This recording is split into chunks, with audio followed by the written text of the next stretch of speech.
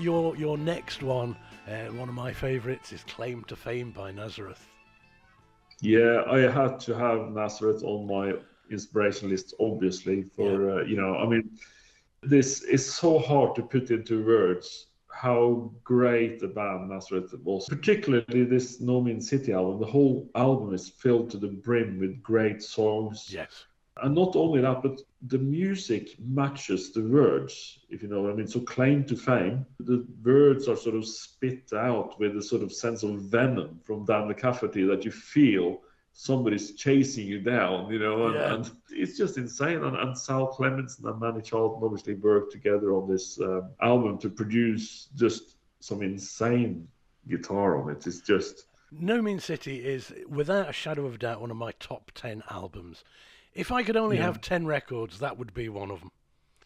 Yeah. It's just incredible. And it's even got a damn fine cover. It's got one of the best record covers ever. Exactly, yeah. And it matches the songs. I love the story behind the title track. It's an old book by a Scottish writer about the Razor Kings. And it's one of my favourite novels. I just love the story itself. And when you know that, you realise what the cover means, because you've got this character with the razors. I just think it's a wonderful album. I mentioned it to you earlier. I tried to get that book many years ago. I couldn't find it, but now they reprinted it. So I actually bought it. I'm reading it now. And I just find the whole story, as you say, extremely interesting. And talk about the razor gangs of Glasgow in the 1920s and that. It's just very, very interesting. Yeah, it's one of those books, when you read it, it's based on things that actually happened in the 1920s and 1930s with the razor gangs in Glasgow, and they used to go around with cutthroat razors and have fights and stuff. You read it now, I mean, it's 100 years ago. It's set 100 years ago. You think, this is a world that it's just totally alien. It's like another world completely. It's a fascinating story. You say it's another world, but actually, Manny had some good stories about playing in Glasgow.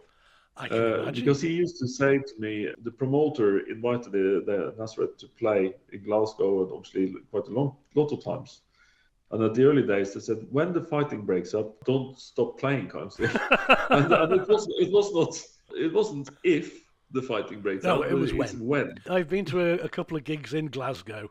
I know how it goes there. But you don't have to worry about that, because that would happen anyway. That's just Glasgow.